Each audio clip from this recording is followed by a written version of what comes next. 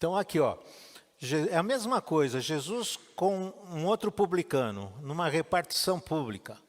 Saindo Jesus, viu um homem chamado Mateus sentado na coletoria e disse-lhe, siga-me. Mateus levantou e seguiu. Olha, ele estava pronto, não estava? Parece que Jesus passou, vamos pescar, né? Siga-me. Não precisou falar duas vezes, não precisou explicar, vamos embora. Isso aqui está tão ruim, eu estou tão insatisfeito, qualquer coisa vai ser melhor do que essa coletoria. Jesus falou, siga-me, bora lá. Aí, seguindo, eles saíram de lá, estando Jesus em casa, é a casa de Mateus. Jesus saiu de lá da coletoria, foram fazer festa na casa do Mateus. Foram comer com ele e seus discípulos muitos publicanos e pecadores. Os publicanos e os pecadores, vai sempre junto esse povo. Vendo isso, os fariseus, que eram os religiosos, os certinhos da época, perguntaram aos discípulos dele, por que o mestre de vocês come com publicanos e pecadores?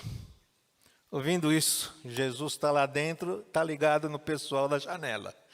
Está escutando que os caras estão lá fora. Ele vira para os caras de repente e fala assim, não são os que têm saúde que precisam de médico, mas sim os doentes. O que Jesus está fazendo? Jesus está falando, ele está comparando o doente com o pecador. O doente precisa de cura. O pecador precisa de cura espiritual. É isso que Jesus está falando. Que todos nós temos pecados, e o nosso pecado é uma contaminação da nossa alma. E assim como a gente cuida do corpo com remédios, nós temos que cuidar da nossa alma com Jesus. E aí ele coloca, Jesus fala, vão aprender que significa isto, desejo misericórdia, não sacrifícios. Pois eu não vim chamar justos, mas pecadores.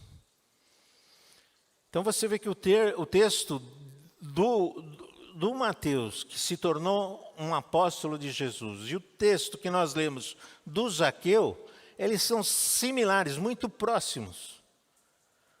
Né? E ele leva Jesus para fazer um banquete na casa dele. Por quê? Porque eles são rejeitados. Eles não eram aceitos em restaurante lá na Palestina. Eles eram renegados. Mas eles tinham a associação dos publicanos, né? Eles conviviam entre si, né? Então, já que não dá para chamar os caras santos, vamos chamar os publicanos aqui e fazer uma festa. Jesus está se expondo. Jesus está se expondo.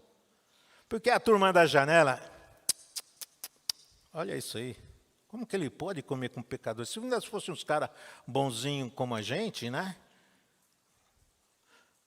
Mas eles não precisavam de salvação, eles estavam se colocando numa posição tal que eles tinham autoridade moral, religiosa, sei lá o que você acha, eles tinham autoridade para julgar os outros e nisso ele excluíam as pessoas do céu.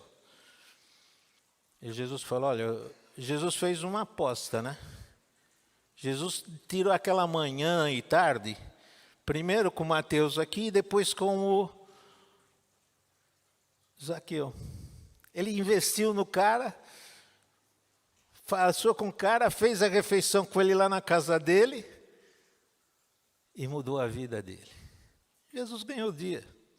Hoje entrou salvação nessa casa. Não é isso que Jesus veio fazer? Então, ele proíbe a gente de julgar as pessoas, porque nós todos somos pecadores.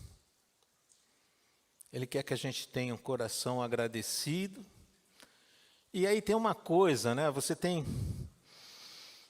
gente que é judiciosa, tem gente que francamente mais atrapalha a caminhada da pessoa até Cristo, porque não gosta da pessoa, porque não gosta do jeito dela, porque é uma pessoa que não trabalha, porque é uma pessoa desqualificada. Enfim, o indivíduo julga e fala, isso aí não é bom para o céu. Eu só quero pegar uns caras legalzinhos como eu, assim, para falar de Jesus. Tem que ser um cara como eu. Então, nesse preconceito, a gente acaba correndo o risco de excluir as pessoas do Evangelho e da salvação de Jesus. E isso é proibido, a Bíblia proíbe. Por outro lado, nós temos algumas pessoas que, não, o negócio é amar o pecador. Amar o pecador. É verdade, a Bíblia fala, amar o pecador. Mas a Bíblia também fala que Deus odeia o pecado do pecador. Então você tem que amar o pecador, mas odiar o pecado que está nele. Jesus fala que ele precisa de remédio espiritual, não foi isso que ele falou? Precisando de remédio espiritual. Não é você abraçar o cara e só abraçar e ponto final. Tem que tratar com o pecado. A pessoa que está com pecado, é pecador, você tem que falar para ela, olha, eu te amo muito, mas meu amigo, isso aqui, Deus não aceita. Precisamos mexer com isso. Você já é próximo dela, você a ama, ela te recebe, ela gosta de você, você tem que pôr o dedo na ferida. Porque se você for só amiguinho e não falar do pecado, para lidar com o pecado, o que vai acontecer? A pessoa vai continuar com o pecado e vai para o inferno.